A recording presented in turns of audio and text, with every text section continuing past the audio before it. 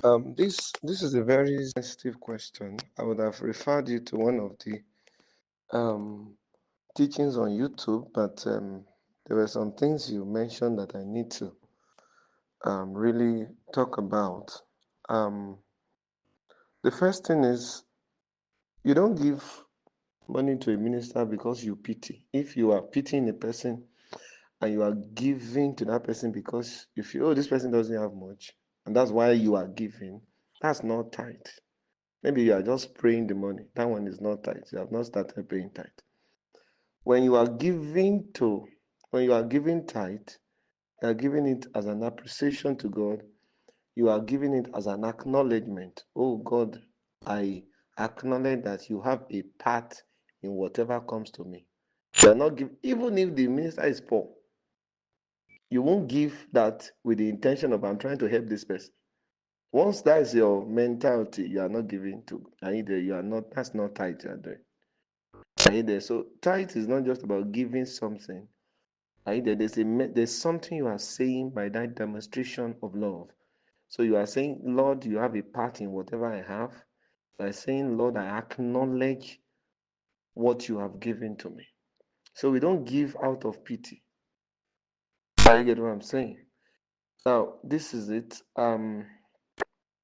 If you give to a minister because you pity the minister, that's not tithe. Do you understand? You are just, maybe that's a free will gift.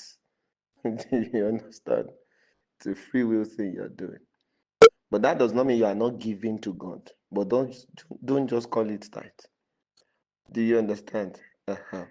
And you see, that's not even the right way to give. You don't give out of pity. Are you there? Because if you are giving to God, you don't give out of pity. This is the reason. The person you are giving to is representing God. So whatever intention you have towards the person is an indirect intention towards God. So if you feel like I'm pitying this person, and then you are actually pitying God, which is the wrong thing to do.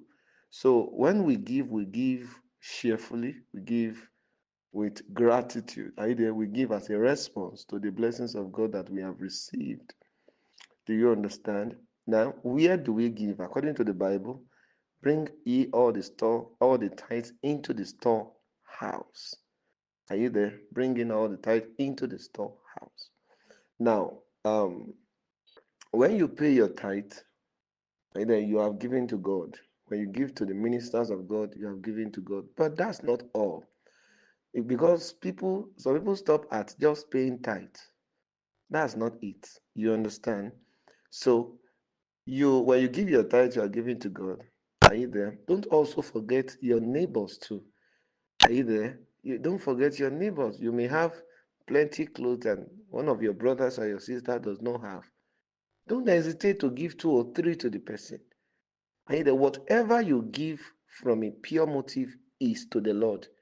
Are you there? So when I give to the ministers of God, I'm giving to the Lord, provided my motive is pure. When I give to support a project, I'm giving to the Lord, provided my motive is pure. When I give to assist my brother or my sister, I'm giving to the Lord because my motive is pure. Are you getting what I'm saying? Now, this is it. When you want to give to a minister or a project, don't let pity drive you. It looks like you are being reasonable, but that's not the right way to give. When you want to give to other people, well, it's okay to pity them. Oh, this is a beggar. Oh, such a poor beggar in this. The rain is falling and it's still, oh my God, please come. And then you are giving to the beggar out of pity. Well, that is still manageable. But when it comes to giving to certain people that are called by the name of the Lord, that approach will not work. Are you getting what I'm saying? You don't pity, you don't say, oh, I pity this minister, that's why I'm giving. That thing will not go to God because the foundation is false. But maybe a beggar or any other person, oh, this person doesn't have a good thing. Oh my God. Okay, don't worry. I just have pity on you. It's okay. You discover that the Bible, most of the time when Jesus wants to heal the sick, the Bible will say, and he had compassion on them. Are you there? And he had compassion of them. That's a kind of pity. Are you there? But there's no time Jesus was relating with the Father, and you see the Bible say, and he had compassion on the Father. Nothing like that. So that means giving out of pity is accepted, but there's a way to do it. There are people you don't give to out of pity because of the identity they have on themselves. As much as it is good to give, there are rules to it. So where do we give to? Where do we give to? Now, bring all the tithes into the storehouse. Well, you see, the issue is not even about tithe. Are you there? Now we are even expected to do more than 10%. 10% is even too small now. I don't expect I don't expect people to still be arguing, should I give tithe, should I not give tithe at this level. Either we should be aiming at doing more than tithe. 15%, 20%, as much as the Lord helps you. Tithe should not be the issue. Are you there? But at the same time, we have to clarify where do we give to. Now, for us to be able to answer the question, where do we give to, we must first answer what is giving. Giving is a response. Are you there? A response to God's blessings. Are you there? So you have to discern. Are you there? Discern where blessings are coming from. Where is God blessing me from? Where am I, the instructions for my growth? Where am I being nurtured? Are you getting what I'm saying? When you discern it, you can give to that source. That's your response, and that's a reasonable service. So giving is a response. Are you getting what I'm saying? But it is possible that you also have an assembly you attend, and then are you there? It's reasonable to also be committed to that place financially. So wisdom is profitable for direction. Are you there? Because you cannot be attending a church, a ministry, and you're not giving to that ministry. You go there every Sunday, you receive the fan, the AC, and then because you feel where the message is not as strong as that one I used to hear. No. There's a way you can go about it. Either you can divide it and ensure that at least, although the percentage may not be the same, but you must ensure that at least something goes to that place and the other place where you are drawing instructions from. Are you there? But primarily, we must understand that um, giving is a response. So if God is blessing you from a source and you're not giving to that source, that's wrong. You're already violating a rule. It means that you don't understand that giving is a response.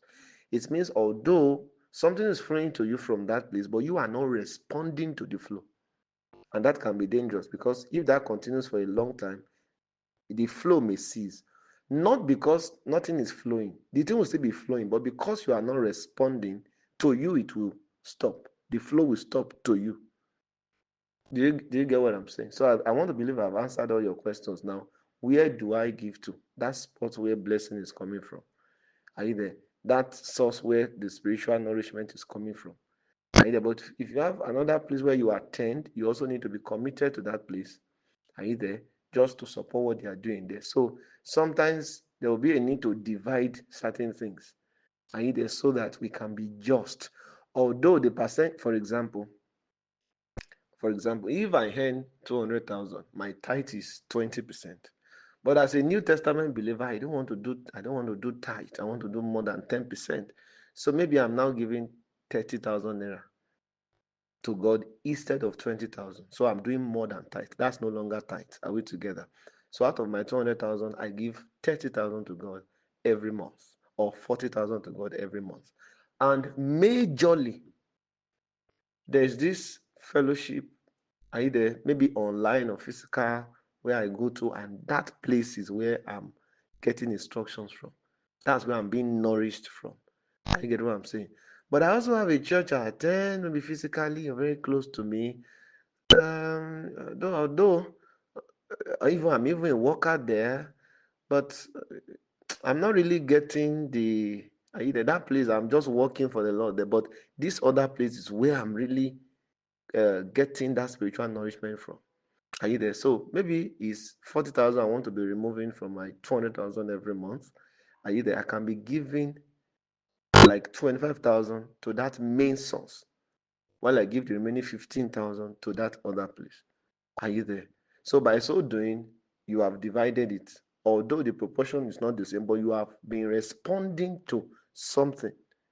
Are you there? So the degree of what we give is the degree of the flow that comes to us, because giving must be a response. So the reason the Bible is saying that they should bring all the tithes to the storehouse is because the Levites are in the house. That's the direction from where the spiritual nourishment is flowing from. Is see from that storehouse. The name of the Lord is a strong tower. The righteous runs into it and they are saved. So where they run to is the storehouse. So you can't run to the storehouse and be saved, and then you want to give. You are not giving to the farmland. Are you getting what I'm saying? You ran to the storehouse to be saved. You want to give. Now you are giving to the farmland. Wisdom is profitable for direction. Are we together? God bless you. So another thing to note is you want to check what identity does this thing have. Either anything that has the identity of God on it, don't approach it with pity. Because if you do, whatever you give to it will not be acceptable. Because pity is not the right foundation to give to anything that has the name of God on it. Whether a project or anything, we want to build an auditorium, we want to buy an instrument, we want to do this, we want to do that, or you want to give to a minister. Once it has the name of the Lord on it, don't give out of pity. That's a wrong way to give. Are you get what I'm saying? So if it has the name of the Lord on it, you are supposed to give cheerfully, give with gratitude, with appreciation. Are you getting what I'm saying? That's how to approach things that has the name of the Lord on it. But if it is just any other thing, ordinary things happening around you, or you can pity, you can give out of pity. You can pity a beggar on the street and give. You can pity an orphan, give. But if that thing has the name of the Lord on it, the identity of God on it, don't approach it with pity, so that the things you want to do will count before the Lord. I think that's one thing we need to note.